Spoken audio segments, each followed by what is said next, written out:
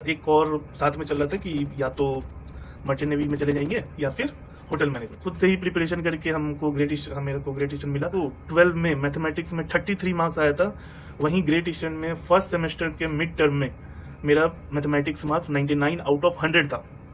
Hello everyone, मैं हूं third officer Shoaib Ali and आप सभी का स्वागत है मेरे YouTube channel sail with Ali पे। तो आज का वीडियो मेरे उन व्यूवर्स के लिए है जो ये सोचते हैं कि हाँ वो पढ़ने में बहुत वीक हैं, वो कैसे ज्वाइन करेंगे मर्चेंट नेवी, वो आगे चल के सर्वाइव कैसे करेंगे, या फिर जो बहुत टाइम से मर्चेंट नेवी के लिए तैयारी कर रहे हैं, बार बार फेल हो रहे हैं बट अब गिव अप करने के कगार पे आ गए हैं। तो उन सभी के लिए है मेरा वीडियो। सबसे पहले बता दें कि मेरा लाइफ मतलब जो ये मेरा जर्नी था मर्चेंट नेवी में वो इतना इजी नहीं था, क्योंकि मेरा पीसीएम भी बहुत कम था। अब ये पीसीएम कम कैसे हुआ? क्योंकि I was a failure in school. Yes, मतलब अब सुन के बहुत लोगों को अजीब लगेगा कि अरे भैया कैसे बोल रहे हैं ऐसे कि आप फेलियर थे स्कूल में। हाँ सही बात है, 10th तक हम अच्छे थे, मतलब टॉप 10 मेरे क्लास में करीब 50 बच्चे थे। I am from DAV school. So DAV में एक क्लासेस में करीब 5-6 सेक्शंस होते हैं, उसमें भी एक सेक्शन में मेरे 50 बच्चे थे।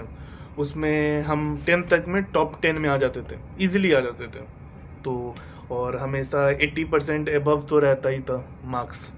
तो वो सब ठीक था। उसके बाद से 10th में ही हम स्टार्ट कर दिए एथलेटिक्स।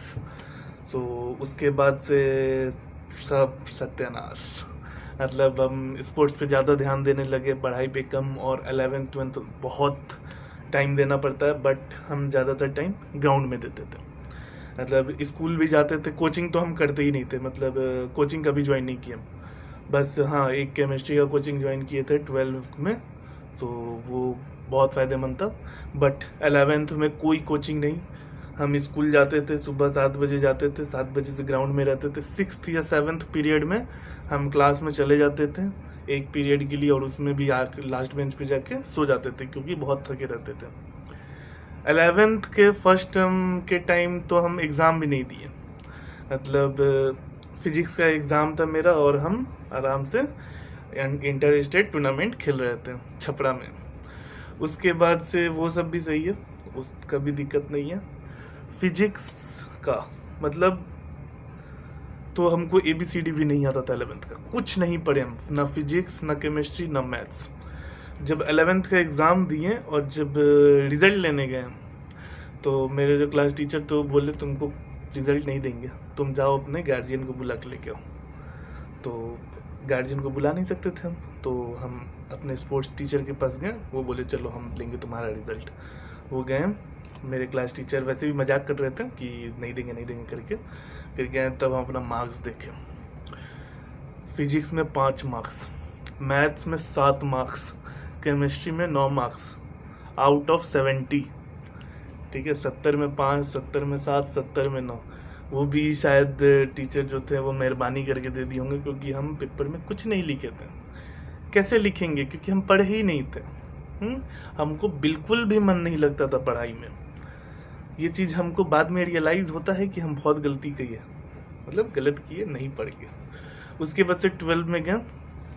12 में थोड़े सीरियस हुए कि चलो पढ़ना है, अच्छे से पढ़ना है। ऐसे मर्चेंट नेवी ज्वाइन करने की इच्छा मेरी क्लास 10th से ही थी, बट हमको उतना आइडिया नहीं था कि क्या है। बस हम एक चीज़ देख के मर्चेंट नेवी हमको ज्वाइन करने का मन हुआ कि पैसा है और पढ़ाई नहीं करना पड़ता है।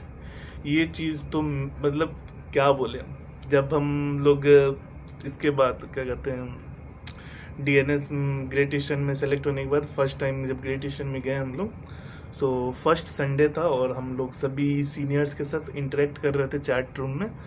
तब एक सीनियर हम लोगों से सभी से पूछे कि कितने लोग ऐसा सोच के आए हो कि मर्चेंट नेवी में पढ़ना नहीं पड़ेगा और घूमने को मिलेगा। हम लोग 40 के बैच में से करीब 30 से 32 बच्चे हम लोग ऐसे करेंगे, हाथ उठा दिए ऊपर कि हाँ मतलब पढ़ना नहीं पड़ेगा और घूमने को मिलेगा, ये सोच के मर्चेंट नेवी में आए। और हम आज भी सर्च करते हैं कि वो कौन सा जगह था जहां हम ये चीज़ देख लिए थे कि मर्चेंट नेवी में पढ़ना नहीं पड़ता है, क्योंकि यहाँ बहुत पढ़ना पड़ता है भाई साहब। मतलब क्या बोले हम, मतलब ये तो गलत फहमी थी, ऐसा नहीं बोलेंगे कि हम रिग्रेट करते हैं, ये गलत फहमी थी कि मर्चेंट नेवी में नहीं पढ़ना पड़ता। तो यही सोच के हम नहीं पढ़ते थे कि मर्चेंट नेवी में आगे पढ़ना ही नहीं है तो क्या दिक्कत है। उसके बाद से हम 12th में थोड़ा सा सीरियस हुए। सीरियस क्या होना था, ज़बरदस्ती सीरियस करवाए गए, क्योंकि स्कूल के हम स्पोर्ट्स कैप्टन थे और स्कूल कैप्टन थे, तो टीचर्स थोड़ा पीछे पड़ते थे मेरे। यहाँ तक कि मेरे मैथ्स के टीचर हमको ये बोल दिए पूरे क्लास के बीच में कि you are not going to pass class 12। ठीक है, बहुत बुरा लगा हमको, क्योंकि हम मैथ्स के टीचर की बिल्कुल भी नहीं सुनते थे। फर्स्ट बेंच पे ही हम सो जाते थे उसके सामने। और केमिस्ट्री के जो टीचर थे हमारे, वो मतलब अभी भी हम उनसे कांटेक्ट में हैं, बहुत अच्छा मिलना जुलना होता है। वो बहुत मतलब एक वो टीचर हैं जिनकी रिस्पेक्ट हम बहुत ज़्यादा करते हैं, क्योंकि उनके वजह से हम केमिस्ट्री में अच्छा स्कोर किए, और वही केमिस्ट्री था जो मेरा पीसीएम को बढ़ाया। मेरे पीसीएम में केमिस्ट्री में 83 मार्क्स था, फिजिक्स में 67 मार्क्स था, मैथमेटिक्स में 33 मार्क्स था। मैथमेटिक्स का मार्क्स सुन के लग गया होगा कि हम कितना पढ़ाई किए होंगे मैथमेटिक्स में। वैसे उस टाइम हम सीरियस नहीं थे बिल्कुल भी, बट हमको ये भी नहीं पता था कि पीसीएम में 60% अबव रिक्वायरमेंट है। हम बस कॉलेज सर्च करते थे गूगल पे, उतना कुछ हमको मिलता नहीं था।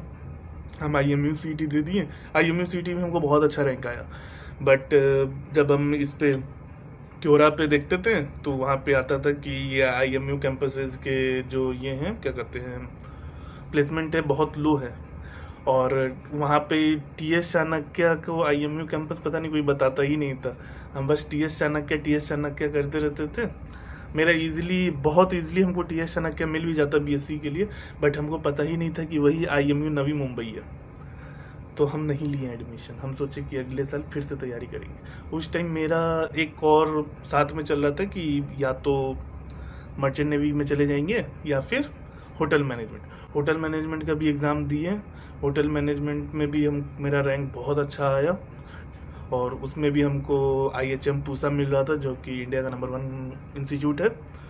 तो हमको डिसाइड करना था, पर फिर हम बाद में डिसाइड किए कि मर्चेंट नेवी ही करना है। फिर हम सीरियस हुए पढ़ने को लेके, एक फ्रॉड इंस्टीट्यूट के चक्कर में पड़े। फ्रॉड नहीं बोलेंगे, वैसे वो लोग थोड़ा हेल्प तो किए ही, वहाँ से हमको जानकारी मिल गया मर्चेंट नेवी के बारे में।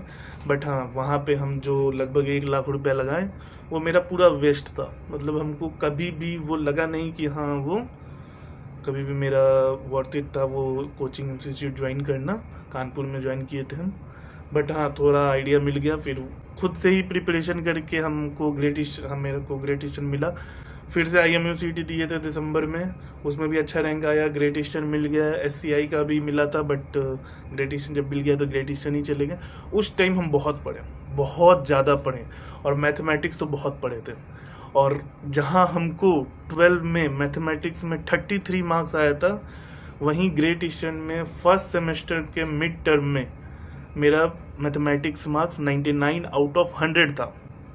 वो भी 1 मार्क्स राइटिंग के लिए काट लिया गया था, क्योंकि मेरा राइटिंग इतना अच्छा है कि सामने वाला देख के उसमें मतलब रिमार्क्स हमको मिला था वहाँ के कैप्टन से, clumsy work, disaster hand writing, ऐसा रिमार्क्स मेरे सारे कॉपी में मिला था।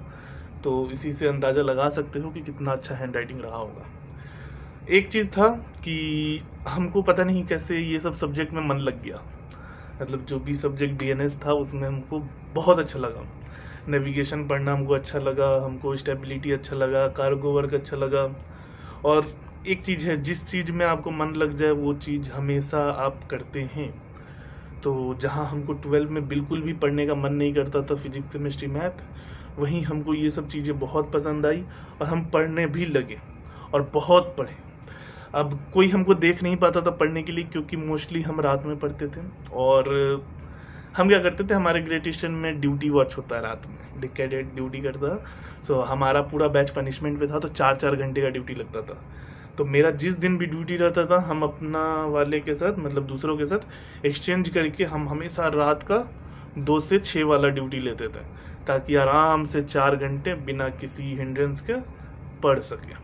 और वो 4 घंटे हम पूरा नेविगेशन या फिर स्टेबिलिटी को देते थे और फिर किए। और उसी का नतीजा था मेरा नेविगेशन आज भी बहुत अच्छा है, स्टेबिलिटी भी अच्छा है, और इसीलिए हमको ज़्यादा सेकेंड मिनट में प्रॉब्लम भी नहीं हुआ, क्योंकि जब आपका किसी चीज़ में मन लगता है तो आप हमेशा उस चीज़ को करते हैं। तो ये डिपेंड, मतलब ये मैटर नहीं करता है कि आप फेलियर थे, आपको पढ़ने में मन लगता था या नहीं। प्रेजेंट में क्या चल रहा है, आपको मन लग रहा है कि नहीं, आप जो कर रहे हैं उसमें, वो मैटर करता है। और बात रही प्रिपरेशन की, सो प्रिपरेशन हमेशा, मतलब अगर आपको जिस चीज़ में मन लग जाएगा, जिस चीज़ के लिए आप डेडिकेटेड हो जाओगे, तो उस चीज़ के लिए आप हमेशा तैयारी करोगे अच्छे से। वैसे ही अगर आप भी चाहते हो कि मर्चेंट नेवी की तैयारी आप अच्छे से करो, स्पॉन्सरशिप के लिए अच्छे से प्रिपरेशन करो, सो ज्वाइन करो IMU मेट और हमारे साथ प्रिपरेशन करो। हमको भी आइडिया है, अगर आपका PCM कम है तो कैसे आपको बूस्टअप करना है, क्योंकि मेरा खुद का PCM कम था, तो हम भी समझ सकते हैं कि जिनका PCM कम होता है वो किस किस चीज़ों से गुजरते हैं। तो बस इतना ही है। सो अगले वीडियो में मिलेंगे, और अगर आप चाहते हैं कि इसी सब चीज़ों के बारे में, मतलब अपने जर्नी के बारे में हम और बताएं, तो चैनल को सब्सक्राइब करें और कमेंट में बताएं कि आप किस चीज़ पर वीडियो चाहते हैं। चलो tata, bye bye, take care.